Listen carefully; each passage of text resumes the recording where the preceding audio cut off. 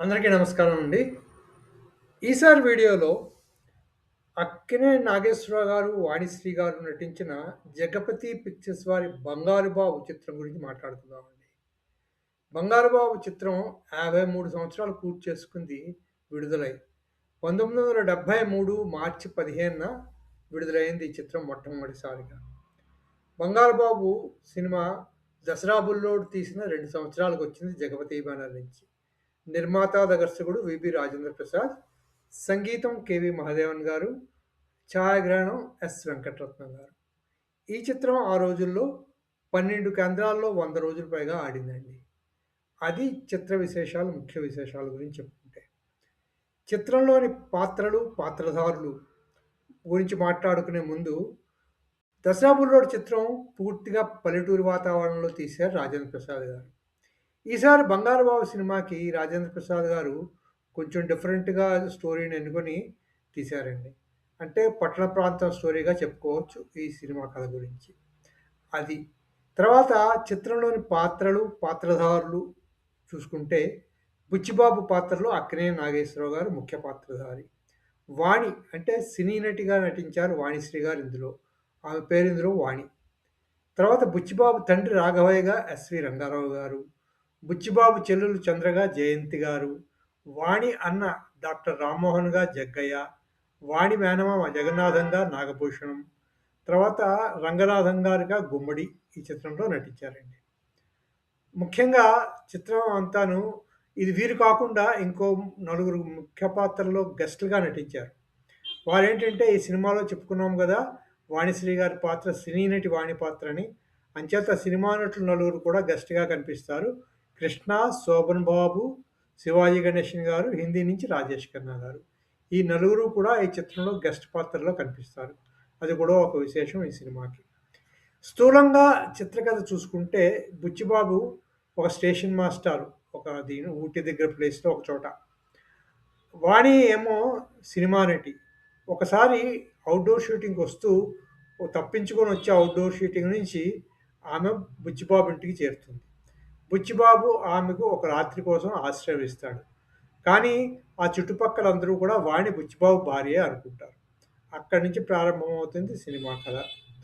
ఆ తర్వాత వాణి మేనమామ నాగభూషణం ఓసారొచ్చి చూసి ఎక్కడుందో ఏమని మళ్ళీ తీసుకెళ్ళిపోతాడనమాట. ఆ తర్వాత బుచ్చిబాబు ఆమెను అపార్థం చేసుకోవడము. ఈలోగా తన చెల్లెలికి అంధురాలైన చెల్లెలికి తండ్రి చూసిన సంబంధం కుదరకపోవడంతో తను మళ్ళీ తనే ఆమెకు ఆపరేషన్ చేస్తానని చెప్తాడు. సినిమా చాలా ట్విస్టులు తిరిగిన తర్వాత వాణి అన్న అంటే డాక్టర్ రామ్మోహన్ ఆహ్, చంద్రకేమో ఆపరేషన్ చేసి కళ్ళు తెప్పిస్తాడనమాట.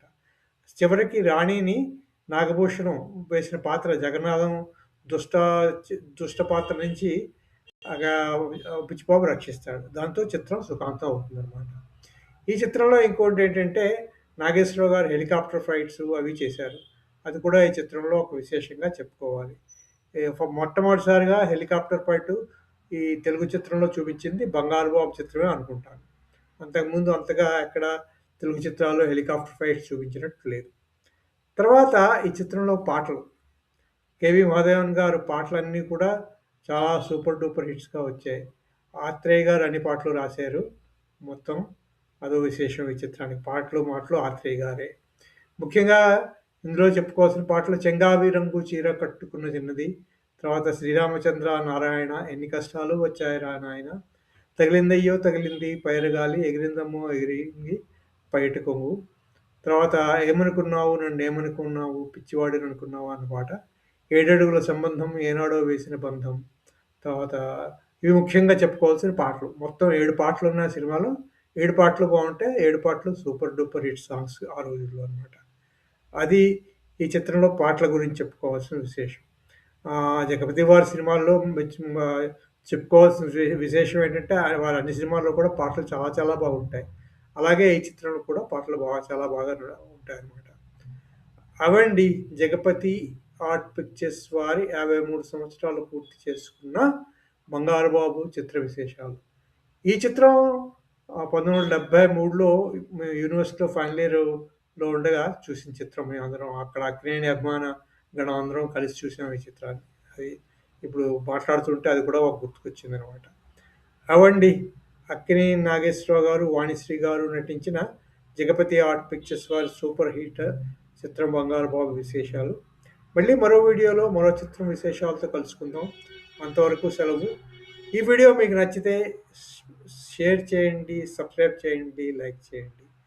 తర్వాత మీ కామెంట్స్ ఈ వీడియో కింద పెట్టండి. ఈ చిత్రం గురించి మీ